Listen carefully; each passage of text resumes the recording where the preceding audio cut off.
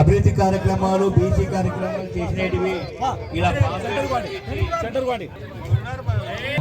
ఆనాడు బ్రాహ్మణ కార్పొరేషన్కి 500 కోట్లు ఇచ్చాను. అలాగే మన నేషవాళ్ళ కార్పొరేషన్కి 1000 కోట్లు ఇచ్చాను. వడ్డెరులకు 300 కోట్లు ఇచ్చాను. మంగళి, శాకలి, కురువ, బోయ అన్ని కులాలకు కార్పొరేషన్లకు కోట్లాది కోట్లు డబ్బులు ఇచ్చి వాళ్ళని ఆదరణ స్కీమ్ కింద ఆదుకున్నాడు మన ప్రియతమ నాయకుడు నారా చంద్రబాబు నాయుడు. అవన్నీ మన రాజశేఖర కూడా మీ గ్రామంలో అవాముఖంగా నేను మనవి చేసుకుంటున్నా. ఇది ఛాలెంజ్ చెప్తున్నా.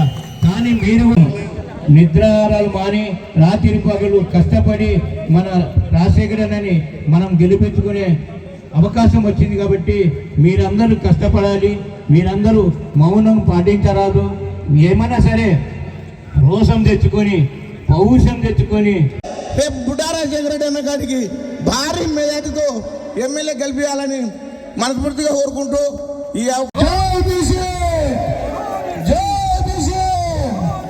చంద్రబాబు గారు నాయకత్వం, లోకేష్ బాబు గారు నాయకత్వం వచ్చినాడు. ఎటువంటివంటే అవి మహిళా హక్కు చట్టం తీసుకొచ్చినాడు. ఆస్తిలో సమాన హక్కు ఉండాలి మహిళలకు కూడా అని చెప్పేసి ఒక చట్టాన్ని చేసినాడు.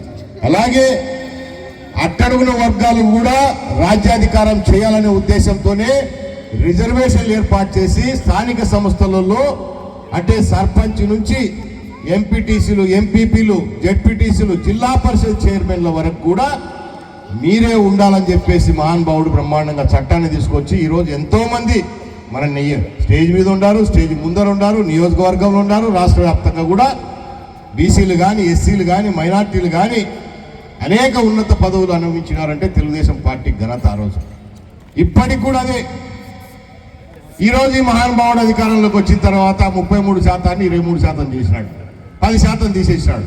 మళ్ళీ పొద్దున్న లేచి మాట్లాడతాడు, నా ఎస్సీలు, నా బీసీలు, నా మైనార్టీలు, నా ఎస్టీలు అని చెప్తాడు. అందరికీ తోకలు కత్తిరించి పబ్లిక్లోకి వచ్చినప్పుడు మాత్రం అన్ని మాట్లాడతాడు ఈ పెద్ద మనిషి.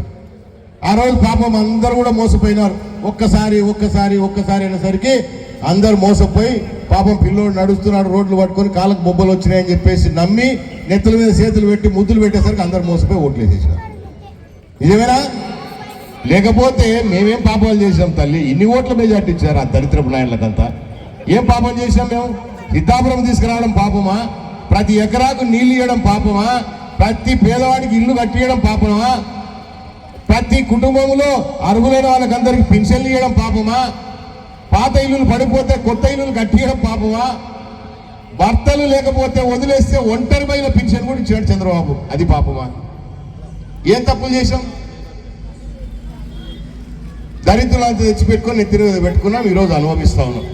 సరే అయిపోయింది పాపం. 5 ఏళ్ళు మోసినారు, ఇంకా 2 నెలలు ఉంటే ఎలక్షన్లు వస్తున్నాయి.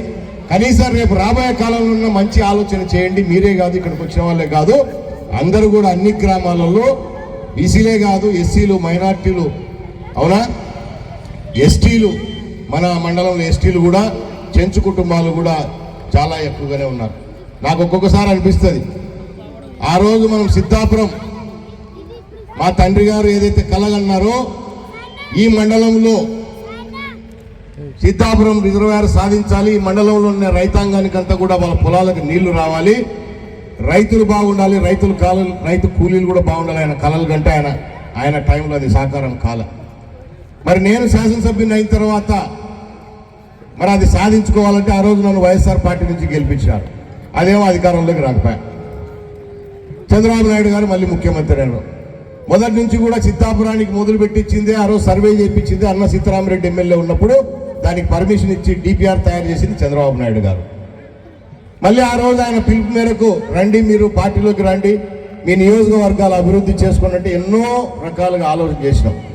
ఒక రకంగా చాలా మంది అనుకుంటుంటారు, ఇందాక మన వాళ్ళు చెప్పినారు, రకరకాలుగా మాట్లాడినారు. బుడ్డా రాజశేఖర రెడ్డి పార్టీ మారినాడు, బాగా 20 కోట్లు, 30 కోట్లు, 40 కోట్లు, 50 కోట్ల ఫిగర్లు ఏం లెక్కలేదు, ఎంతైనా సరే, అవునా, తీసుకొని పోయినాడు అని చెప్పి ప్రజలు అనుకుంటారు. సహజమే, తప్పులేదు. కానీ నేను ఎప్పుడు ఒక రకంగా చెప్తా ఉన్నా, ఆ రోజు నన్ను నేను తాకట్టు పెట్టుకొని పార్టీ మారినా. ఎందుకంటే ఒక పార్టీ నుంచి గెలిచిన తర్వాత సహజంగానే ప్రజలు మాట్లాడతారు, తప్పులేదు.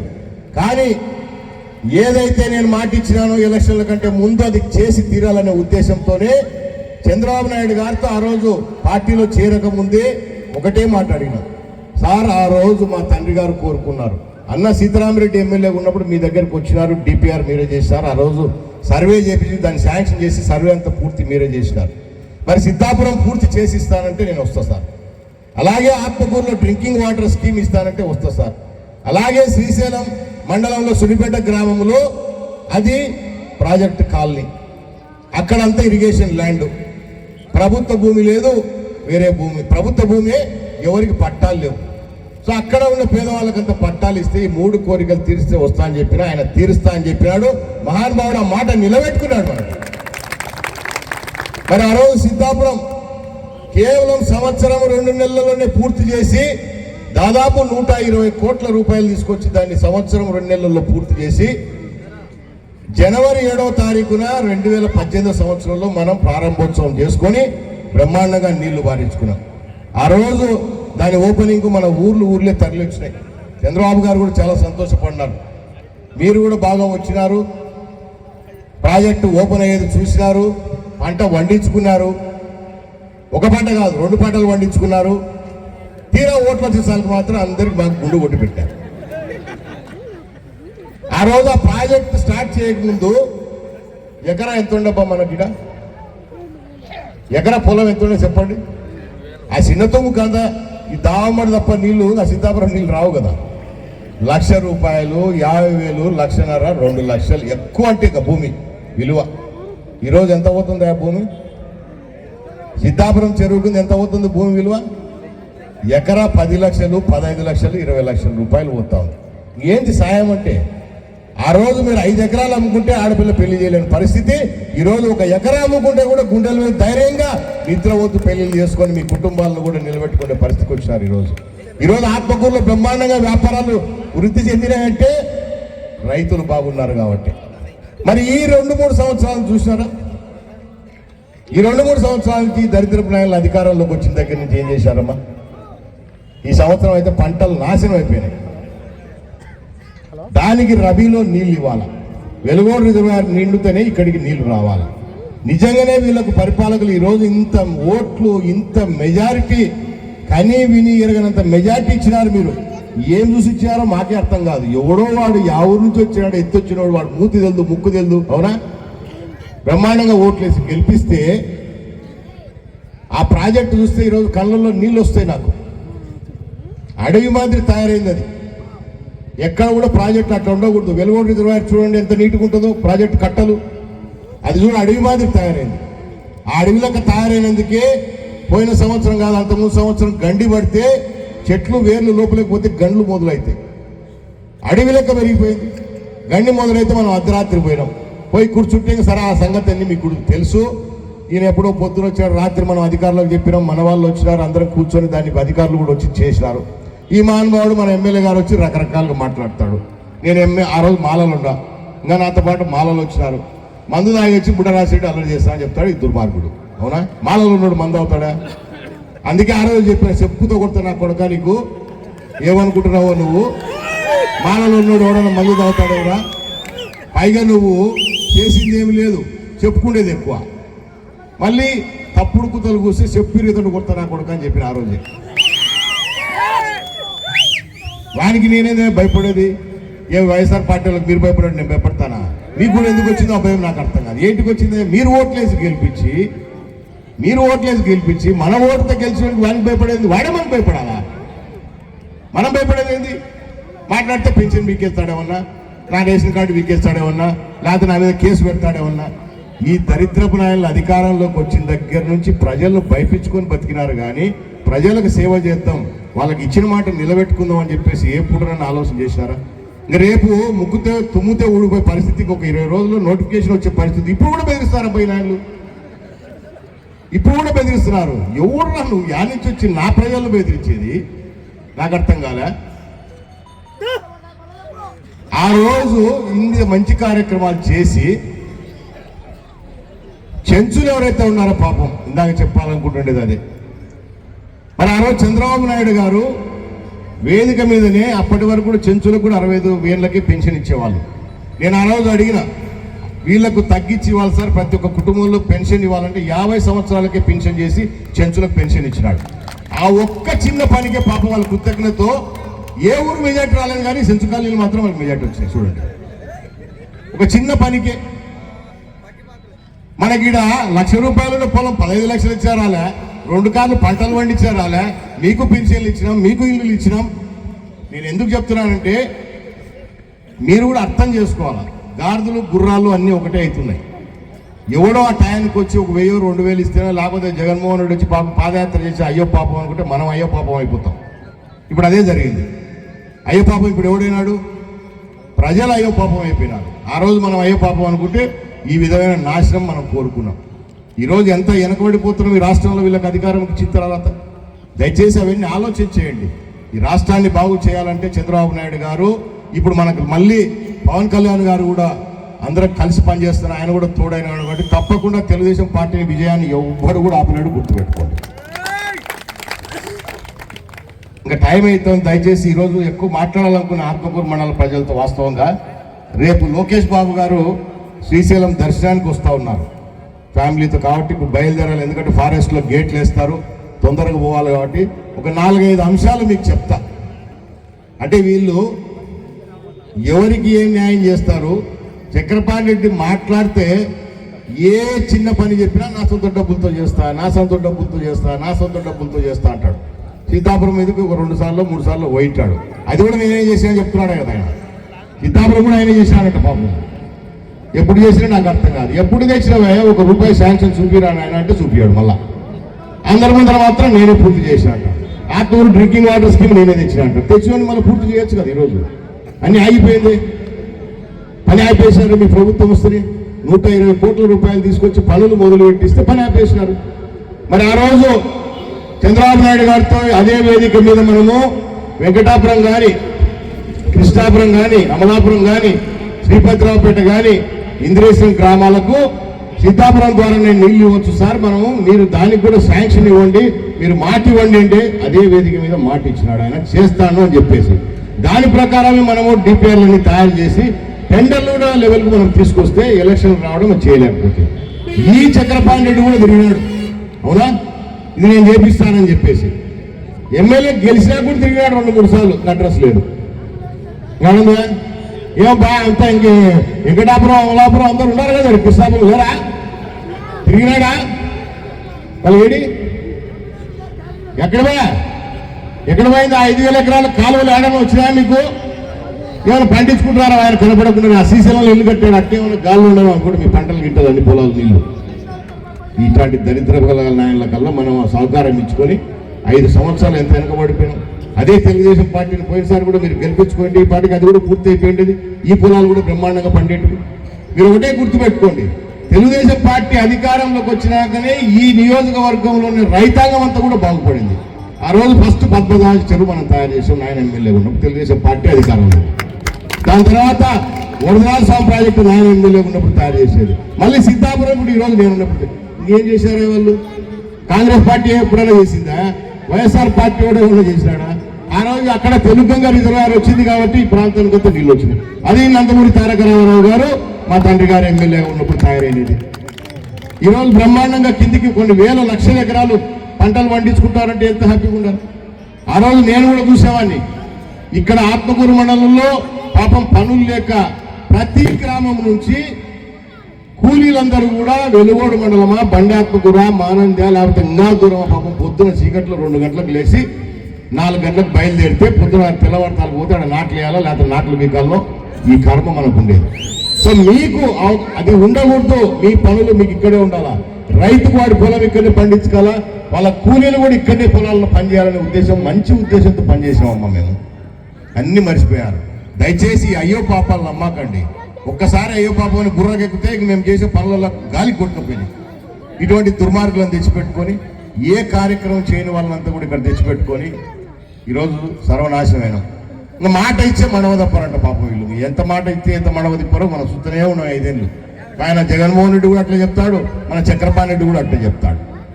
ఎంపీపీలు సర్పంచులు, అవునా, మున్సిపల్ కౌన్సిల్ పదవులు అమ్ముకునే నా కొడుకులు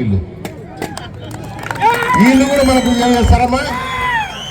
మీ ఊరు పక్కనే పాపం ఆయన శివారెడ్డి, మన వెంకటాపురం శివారెడ్డికి ఎంపీపీ పదవి ఇస్తా అన్నాడు. శివారెడ్డికి, అవునా, ఆయన ప్రెస్ మీట్ చెప్పాడు. ఇది నేను చెప్పడం ఆయన చెప్పలేదు, మళ్ళీ మీకు గుర్తు చేస్తాను ఒకసారి. ఎంత మటుకు నాయకులు వీళ్ళు ఎంత పనికి వాళ్ళ నా కొడుకులు చెప్తా ఉన్నా. శివారెడ్డికి ఎంపీపీ పదవి ఇస్తానని చెప్పేసి ముందంత ఖర్చు పెట్టించి అన్నీ అయిపోయిన తర్వాత ఈయనని ఎగరగొట్టాడు.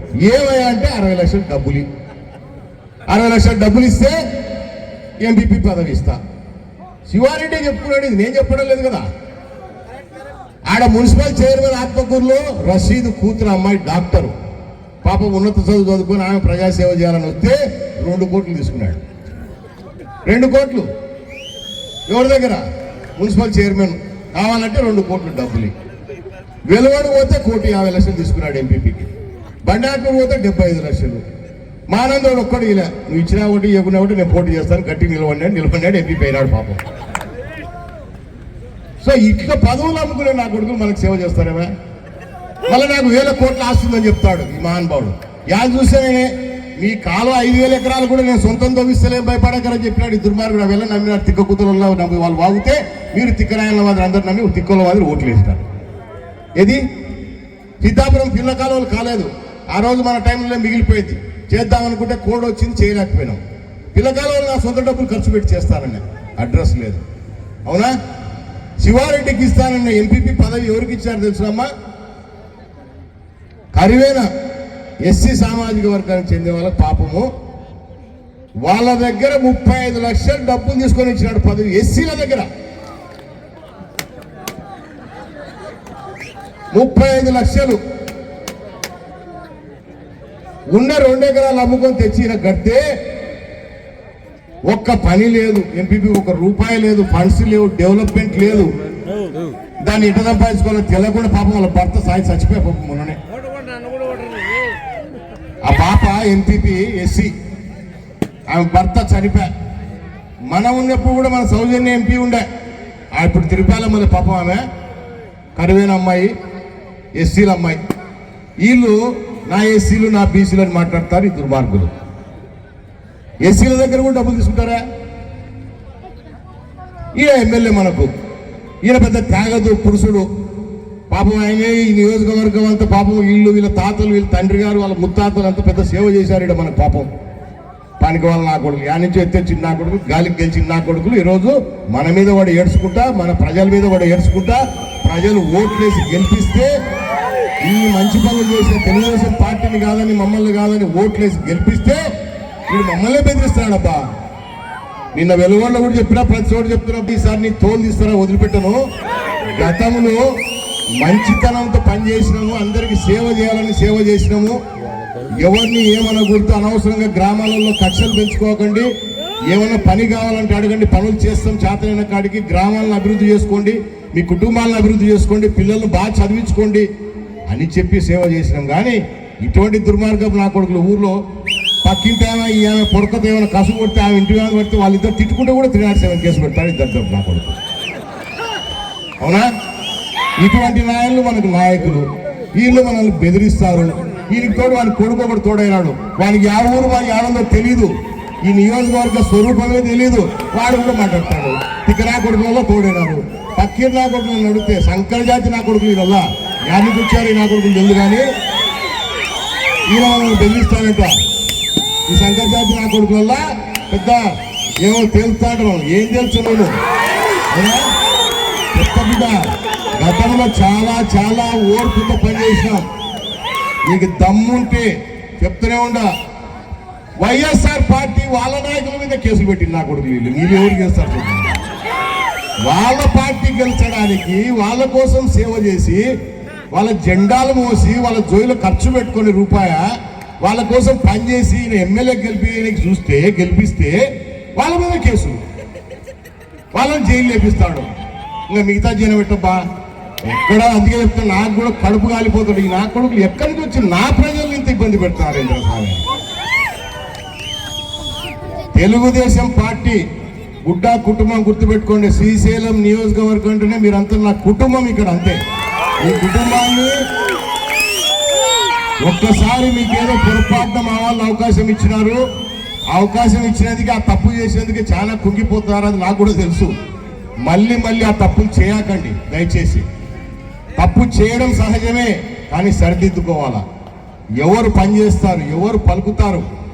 ఒక్కడన్నా ఆ చక్రపాణి ఇంట్లో ఎవడన్నా కాఫీ తాగిన నాకు కొడుకున్నాడు సుబ్బయ్య, నాకు ఎవడన్నా నీళ్లు తాగినోడు ఎవడన్నా ఉన్నాడా? ఒక్కడు కూడా లేడు. ఈయన మనకి ఎమ్మెల్యే, ఈయన పెద్ద ఉద్ధరిస్తాడు మనల్ని. ఈ దరిద్రపు నాయకులను తెచ్చిపెట్టుకుని తోలు తీస్తలే వీళ్ళని, ఎవరినేమి ఇడిచిపెట్టాను, అది మాత్రం జరుగుతుంది. వీళ్ళు అనుకుంటుంటారు. మళ్ళీ ఈ మధ్య చెప్తున్నాడు కదా కొత్త పదం, ఏం చెప్తున్నాడబ్బా, గెలిస్తే ఆయన చేసే అభివృద్ధి చూసి ఆయన ఓట్లేసి గెలిపించాలంటే పాప ఆయన అభివృద్ధి చూడడానికి మన కళ్ళు సాలడంలే, పైయంతా కళ్ళు చేసుకోవాలి. అవునా? నా ఒక్కరే సాలడాలి, అందరు కళ్ళు వేసుకొని చూడాలి. పాప అంత అభివృద్ధి వెలిగిపోతుంది ఆడ చూసినా. అభివృద్ధి జరిగిందే తెలుగుదేశం పార్టీతో. ఏ ఊరికైనా పోండి, ఈరోజు సిద్ధాపురం చెరువుతో పాటు మీ పొలాలకు ప్రతి రస్తా వేయించిన. ఈరోజు ఆరాంగా మీరు కళ్ళు మూసుకొని పోవచ్చు మీ పొలాలు. ఈ రోజు కూడా అదే పొలాలలో మట్టి రోడ్లు వేపిస్తే అంత స్ట్రాంగ్ వేయించినాం. ఈ దరిద్రపు నా కొడుకులో గంప మన్ను కూడా వేయాలని గుంతపడితే, అవునా? ప్రతి ఊర్లో సిమెంట్ రోడ్డు వేయించినాం. సందులు ఇందాక మన వాడు చెప్తాడు, అన్న ఇచ్చిన డబ్బులు కూడా మిగిలాడు, నేను ఇచ్చినట్టు కూడా మిగిలినాయి. నాకు కూడా తెలియదు, ఇప్పుడు ఆయన చెప్పుకుంటున్నాడు పాపం. అట్లా డబ్బులు ఇచ్చినాం గ్రామాలకు. తాగునీరు కానీ మీ ఊళ్ళో ట్యాంక్ కట్టించే ఆయన రంగులు కొట్టుకొని ఓపెన్ చేస్తాడు. ఇందాక గోకారు చెప్తాడు. మనం చేసిన దానికి శిలాపలకాలు మాత్రం 1-4 వేసుకుంటాడు. రోడ్డు వేస్తే ఈ పక్క ఒకటి ఆ పక్క ఒకటి శిలాపలకం. నేను ఊర్లో ఒక శిలాపలకం వేసిన గొప్ప. ప్రతి ఊరికి 2-3 కోట్ల పనులు ఇచ్చా. ప్రతి సందుకు రోడ్డు ఉంటే నాది ఎన్ని పలకాలు ఉంటాయేమో ఒకటి ఉంటుంది. ఈయన చిన్న 10 లక్షలు కాలం ఇస్తే నా ఎత్తు కాదు, దాని ఎత్తు గోడ కట్టింటాడు శిలాపలకం. ఇటువంటి ప్రచార పిచ్చి నాయకులకు తప్ప. ఎమ్మెల్యే అయిన నుంచి ముందర ఒక పోలీస్ జీపు, వెనక ఒక పోలీస్ జీపు. అవునా? ఎవడు చంపుతాడు నేను? ఇప్పుడు నాకు స్లైట్లు కూడా లేరు మన దగ్గర. అవునా? ఆ బాధలన్నీ మనమే పడినాం. ఇంకేం తెలుసు? ముందర ఒక పోలీస్ జీపు, వెనక ఒక పోలీస్ జీపు. ఈ ఎవడు చంపుతాడో ఎవడు కొడతాడో నాకైతే అంటే ఆ భయం అయితే ఉంది. భయం అయితే ఉంది, కానీ మీరు కూడా అర్థం చేసుకోవాలని మేము కూడా కొద్ది రోజులు గమ్మునున్నాం. దగ్గపోతాడు నా కొడుకులు. అవునా? నీ శాప పిల్లలు ఎక్కడికి పోవు, నువ్వు శాప పిల్లలు నువ్వే చేసుకుంటావు. నెక్స్ట్ మనదే వస్తూ ఉంది. వీళ్ళు చేసిందే చంద్రబాబు నాయుడు, రామరావయ్య. అసలు మీకు చెరువులలో మీకు లైసెన్సులు ఇచ్చి, ఒక అధికారం ఇచ్చి, మీ కమిటీలు ఏర్పాటు చేసి, చేపలు గవర్నమెంటే తెచ్చి ఇడిసి, చేపలు సాకేదానికి కూడా దాన ఇచ్చి, అన్ని పెరిగినాక పట్టుకొని అమ్ముకోండి మీరేం చెప్పి ఇచ్చింది తెలుగుదేశం పార్టీ. ఈరోజు ఆయన ఏం చేశాడు తెలిసిన? దానికి జీవో తెచ్చినాడు. ఈరోజు ఒక జీవో తెచ్చి మీరు ఎవరు పట్టనీకి లేదు. ఆ రోజు మిమ్మల్ని మీరు ఓనర్స్, ఈరోజు మిమ్మల్ని కూలీలను చేస్తున్నాడు జగన్మోహన్ రెడ్డి. ఒక చట్టం తీసుకొచ్చాడు 217 అని ఒక చట్టం తీసుకొచ్చి అన్ని చెరువులను కూడా వేలాలు మీరేరు. ఎవడో వస్తాడో జగన్ మనిషి ఒకడు, రాజశేఖరపాణి వస్తాడు ఆయన మనిషి ఒకడు. వాళ్ళు వేలాలు వేసి వాళ్ళు పెట్టుకుంటే మీరు మళ్ళా కూలీల వాళ్ళు పనిచేయాలి. ఇది వైఎస్ఆర్ పార్టీ చేసేది. మనం మాత్రం ఓట్లు బ్రహ్మాండం వేస్తుంది. అవన్నీ గుర్తుపెట్టుకోండి. ఏది వీళ్ళు సహకారం అందించలే మనకు. రేపు మళ్ళీ తెలుగుదేశం పార్టీ వచ్చాక నువ్వు అడిగినది జరిగి తీరుతుంది. ఈ చేపల పిల్లలు బ్రహ్మాండాన్ని పెంచుకుంటావు, దాన్ని నువ్వే అమ్ముకుంటావు. దానికి ఏం డౌట్ లేదు. మీరే కాదు, మన నియోజకవర్గం కాదు, ఎక్కడైనా కూడా ప్రతి సామాజిక వర్గానికి న్యాయం జరిగిందంటే తెలుగుదేశం పార్టీలోనే జరిగింది. దయచేసి ఇక మీదట వీళ్ళ మాటలు నమ్మొద్దు. ఎవడే కానీ వీళ్ళకి భయపడొద్దండి. వీళ్ళ తోలు ఎప్పుడు తీస్తారో రేపు చూద్దరు మీరు. ఈ చక్రపాణి రెడ్డి ఈరోజు ఇందాక చెప్పడానికి ఇంకా పోలీసు పెట్టుకుని వస్తుంటాడు కదా, నేను చెప్తూనే ఉన్నా ప్రతి చోట, ఆయన బాగా పోలీస్ జీపులకు అధికారం ఉందని. ఎమ్మెల్యేలకు ఆ ప్రోటోకాలే లేదు. నేను ఎమ్మెల్యే ఉన్నప్పుడు ఎప్పుడైనా పోలీస్ జీప్ వస్తున్నదా ముందర? ఎప్పుడైనా వస్తున్నదా? ఏ రోజు లేదే. ఉండమ్మా, నువ్వు ఏం ఈల కొడతావా? లోకేష్ బాబుకు నువ్వు ఇప్పటికి కూడా గుర్తుండవు, నీ ఫోటో పెట్టుకుని నాకు పంపించాడు మొన్న. అన్నా అక్క ఎవరు అని లోకేష్ బాబు గుర్తు పెట్టుకున్నాడు. ఏమ్మా ఏంటమ్మా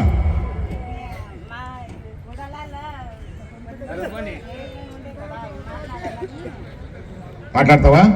చెంచుగూడెము అమలాపురం గూడెంలో మాకు సరిగా మేము పెచ్చర్ల నుంచి వచ్చినప్పుడు సరిగా రోడ్ లేదు, ఏం లేదు, స్థలం ఇంట్లో వేసుకొని కూడా లేదు. అట్లా దాన్ని మాకు స్థలాలు ఇచ్చి రోడ్లు వేసి అన్నీ బాగున్నాయి మాకు. కానీ ఇప్పుడు వచ్చిన ప్రభుత్వము ప్రతి చెంచు కూడా ఒక్క బిల్డింగ్ కూడా లేదు. చెంచు కూడా చెంచాలకు మాత్రమే లేవు ఏవి కూడా. అంతమందికి జనరల్ వాళ్ళకి నన్ను ఇచ్చినా కూడా మా చెంచు కూడా ఏ దేవుడు నన్ను కానీ ఒక్క ఇల్లు లేదు. అదే మాకు లోకేష్ అన్న బుడ్డ రాజశేఖర రెడ్డి అన్న వస్తే మాకు మొత్తం ప్రతి ఇండ్లు ఫస్ట్ ఇల్లు కావాలి. ఉపాధి పని పది పేరు రాదు నాకు. చిలుపు వచ్చిన కానుంచులో కనీసం మాకు ఉపాధి పని పోదిగిన కానుంచులో కూలీలకు ఎక్కడ దారుణాలు జరిగినా అక్కడికి ఆటో తీసుకొని రాత్రి 4 గంటల నుంచి అక్కడ పనికి పోవడం జరుగుతుంది. మాకు ఉపాధి పని ఉంటే మేము ఏదో ఊర్లకు పోము. అసలు ఉపాధి పని గుంటా బతుంటే మేము అది కూడా పోదిన్నారు. మాకు పని కూడా లేకుండా ఇబ్బంది అయిపోయింది. మా గుడలాల చెంచు గుడలాల రేషన్ 35 కేలు రేషన్ ఇస్తే రేషన్ లేదా మళ్ళీ రాగులు ఇట్లా తగ్గించి రేషన్ తగ్గించిస్తున్నారు. రేషన్ దాంట్లో కూడా ఇబ్బంది పడిపోతున్నాం. మా చెంచుగూడెంలో కొండ పని పోనీ కూడా లేదు మాకు. ఇంకా కూలి పని చేసుకోవాలా, తినాలా, దోరణాలకు వెళ్ళి పోవాలా. మిరపకాయ పెంచలే పోతున్నాం దోరణాలకు వెళ్ళి. మేము గుడల ఉపాధి పని ఉంటే ఏ పని అయినా కూడా చేసుకున్నాం. ఉపాధి పని లేని వల్ల ఇంకా అంత దూరం పోతున్నాం మేము. నీ బాధ మాకు కూడా తెలుసు. కొన్ని చేయాల్సిన కార్యక్రమాలు ఉన్నాయి మీకు. మొన్న లోకేష్ బాబు గారు కూడా పాదయాత్రలో భాగంగా మన దగ్గరకు వచ్చినప్పుడు కూడా మీ చెంచులతో కూడా ఒక మీటింగ్ ఏర్పాటు చేసుకొని ఆ రోజు మీరు అడిగిన దానిలో కూడా ఆయన కూడా మాట ఇవ్వడం జరిగింది. మీకు ప్రతి ఒక్క చెంచు కుటుంబానికి ఈసారి బ్రహ్మాండంగా అందరికీ ఇల్లు కట్టుకునేలాగా మిగతా వాళ్ళకంటే మీకు ఒక 50,000 లక్ష రూపాయలు ఎక్కువనే ఇస్తాం ఖచ్చితంగా. అది జరుగుతుంది. మీరు అందరు ఇల్లు బ్రహ్మాండంగా కట్టుకుంటారు. ఎందుకంటే గతంలో మన అధికారంలో ఉన్నప్పుడు కూడా 2 లక్షల రూపాయలు మిగతా కులాలకు ఇస్తే ఎస్సీలకు ఎస్టీలకు 2.5 లక్షలు ఇచ్చినాం ఇల్లు కట్టుకోవడానికి.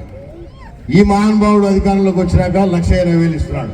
6-7 ఏళ్ళ తర్వాత మనం ఇచ్చింది ఎప్పుడు, వీళ్ళు ఇస్తూ ఉండేది ఎప్పుడు. మళ్ళీ ఇసుక రాని సరిగ్గా వాళ్ళు ఇచ్చే డబ్బులకు. అటువంటి పరిస్థితులు ఉన్నారు.